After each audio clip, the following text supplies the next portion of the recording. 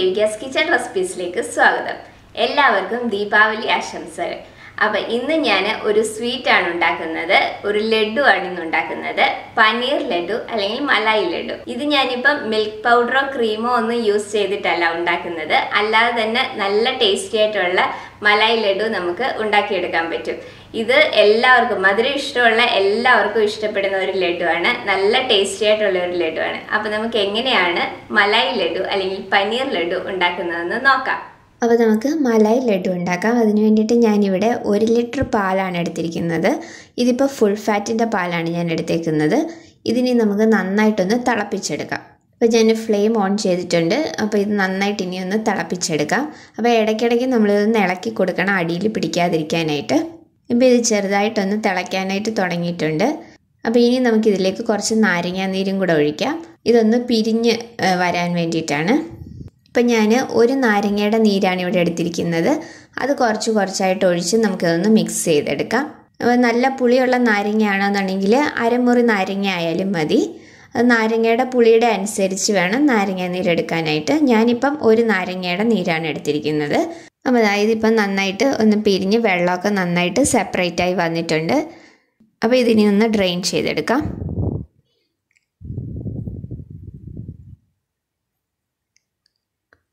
ഇനി ഇതിലേക്ക് നമുക്ക് കുറച്ച് തണുത്ത വെള്ളവും കൂടെ ഒഴിച്ചു കൊടുക്കാം ഇതിലുള്ള ആ പുളിരസം ഒന്ന് മാറി കിട്ടാൻ വേണ്ടിയിട്ടാണ്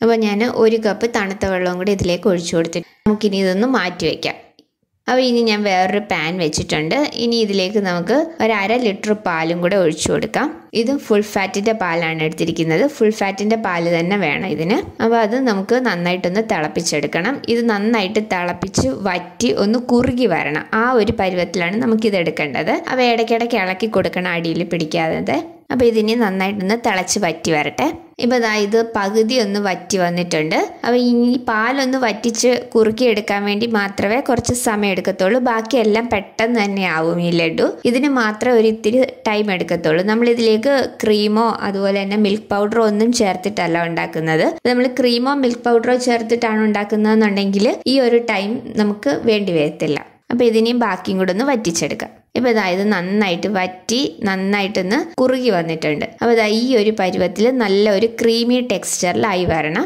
ഈ ഒരു പരുവത്തിൽ നമുക്കിത് കുറുക്കിയെടുക്കാം അപ്പോൾ ഇനി നമുക്കിതിലേക്ക് പഞ്ചസാര ചേർത്ത് കൊടുക്കാം അപ്പോൾ ഞാനിവിടെ ഇപ്പം 1/2 കപ്പ് ഫുള്ളായിട്ട് പഞ്ചസാര എടുത്തിട്ടില്ല ഒരു ഇത്തിരി കുറവാണ് എടുത്തിരിക്കുന്നത് നിങ്ങൾക്ക് നല്ല മധുരം വേണം എന്നുണ്ടെങ്കിൽ 1/2 കപ്പ് നിറയെ പഞ്ചസാര ചേർത്ത് കൊടുക്കാം അപ്പോൾ പഞ്ചസാരയും കൂടെ ചേർത്തിട്ട് നമുക്കിത് നന്നായിട്ടൊന്ന് മിക്സ് ചെയ്തെടുക്കാം അപ്പോൾ പഞ്ചസാര ഒന്ന് മെൽറ്റായി വരുമ്പോഴത്തേക്ക് കുറച്ചും കൂടെ ഒന്ന് ലൂസാവും പക്ഷെ കുഴപ്പമില്ല നമ്മൾ ഇതിലേക്ക് പനീർ ചേർത്ത് കഴിയുമ്പോൾ ഇത് തിക്കായി വന്നോളും അപ്പോൾ പഞ്ചസാരയും കൂടെ ചേർത്ത് നന്നായിട്ടെല്ലാം ഒന്ന് മിക്സ് ചെയ്തെടുക്കാം അപ്പോൾ പഞ്ചസാരയുടെ അളവൊക്കെ നമ്മളുടെ ഓരോരുത്തരുടെ ഇഷ്ടം അനുസരിച്ച് ചേർത്ത് കൊടുക്കാം ഇപ്പോൾ പഞ്ചസാരയൊക്കെ നന്നായിട്ടൊന്ന് അലിഞ്ഞു വന്നിട്ടുണ്ട് അപ്പോൾ ഇനി നമുക്കിതിലേക്ക് നമ്മൾ ഡ്രെയിൻ ചെയ്ത് വെച്ചിരിക്കുന്ന പനീറും കൂടെ ചേർത്ത് കൊടുക്കാം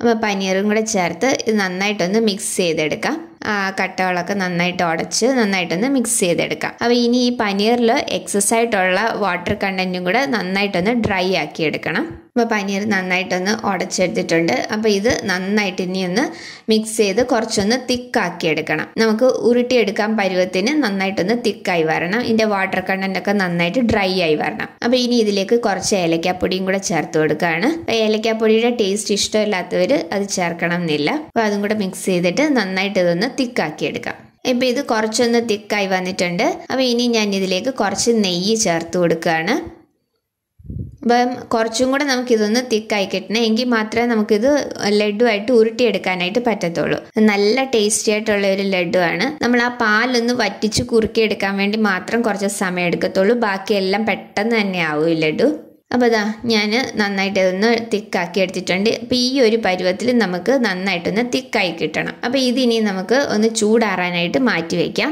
ചൂടൊന്ന് മാറിയതിന് ശേഷം നമുക്ക് കൈവച്ച് പിടിക്കാൻ പറ്റിയ ആ ഒരു ചൂടിലായതിന് ശേഷം നമുക്കിത് ഉരുട്ടിയെടുക്കാം ഇപ്പോൾ അതിൻ്റെ ചൂട് കുറച്ചൊന്ന് മാറി പിടിക്കാൻ പറ്റിയ ഒരു ചൂടേ ഉള്ളൂ അപ്പോൾ ഞാൻ കയ്യിൽ കുറച്ച് നെയ്യ് പുരട്ടിയിട്ടുണ്ട് ഇനി നമുക്ക് കൈ വെച്ച് തന്നെ ഇത് നന്നായിട്ടൊന്ന് കുഴച്ചെടുക്കണം അപ്പോൾ ഇത് നന്നായിട്ടൊന്ന് കുഴച്ചെടുക്കുകയാണെങ്കിൽ മാത്രമേ നമുക്ക് ലഡു നല്ല ഒരു സോഫ്റ്റ് ലഡു ആയിട്ട് കിട്ടത്തുള്ളൂ അപ്പോൾ അതിന് വേണ്ടിയിട്ടാണ് ഇതുപോലെ ഒന്ന് കുഴച്ചെടുക്കുന്നത് ഇപ്പോൾ ഞാനിത് നന്നായിട്ടെല്ലാം ഒന്ന് കുഴച്ചെടുത്ത് വെച്ചിട്ടുണ്ട്. അപ്പോൾ ഇനി നമുക്കിതൊന്ന് ഉരുട്ടിയെടുക്കാം. അപ്പോൾ കുറച്ചായിട്ട് നമുക്ക് ഈ മിക്സ് ഒന്ന് എടുത്തതിന് ശേഷം ഇതുപോലെ ഒന്ന് ഉരുട്ടിയെടുക്കാം.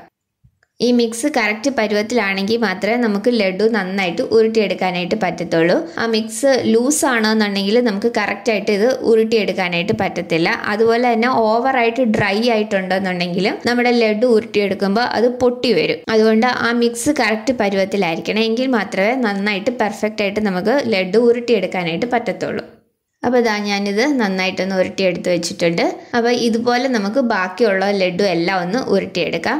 അപ്പോൾ ഞാനിത് എല്ലാം ഒന്ന് ഉരുട്ടിയെടുത്തിട്ടുണ്ട്. അപ്പോൾ ഈ ഒരു അളവിൽ നമുക്ക് 7 ലഡു ആണ് കിട്ടിയിരിക്കുന്നത്. ഇത് ഇടയ്ക്ക് ഒരു ചെറിയ കറുത്ത ഡോട്ട്സ് പോലെ കാണുന്നത് നമ്മൾ ഏലക്കാപ്പൊടി ചേർത്തതിൻ്റെതാണ്. അപ്പോൾ ഞാനിത് കുറച്ച് പിസ്ത വെച്ചിട്ട് ഒന്ന് ഗാർണിഷ് ചെയ്തിട്ടുണ്ട്. നമുക്ക് ഇഷ്ടമുള്ള ഏത് നട്ട്സ് വേണമെങ്കിലും യൂസ് ചെയ്യാം. സാഫ്രൺ ഉണ്ടെങ്കിൽ അത് വെച്ചിട്ട് ഗാർണിഷ് ചെയ്യാം. അപ്പോൾ നല്ല ടേസ്റ്റി ആയിട്ടുള്ള ഒരു ലഡുവാണ്, നല്ല സോഫ്റ്റ് ആയിട്ടുള്ള ഒരു ലഡുവാണ്. അപ്പോൾ എല്ലാവരും ഇതൊന്ന് ട്രൈ ചെയ്ത് നോക്കണം. ഞാൻ ഇതിനു മുമ്പ് കോക്കനട്ട് ലഡുവിൻ്റെ വീഡിയോ ഇട്ടിട്ടുണ്ട്. അതിൻ്റെ ലിങ്ക് ഡിസ്ക്രിപ്ഷൻ ബോക്സിൽ കൊടുത്തേക്കാം. അതുപോലെ തന്നെ കുട്ടികളുടെ ഒരു സ്വീറ്റ് ഇട്ടിട്ടുണ്ട്. അതിൻ്റെ ലിങ്കും ഞാൻ ഡിസ്ക്രിപ്ഷൻ ബോക്സിൽ കൊടുത്തേക്കാം.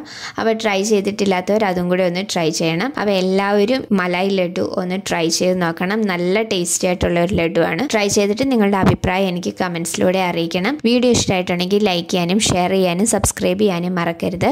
അടുത്ത വീഡിയോയിൽ വേറൊരു നല്ല റെസിപ്പി ആയിട്ട് കാണാം. Thank you.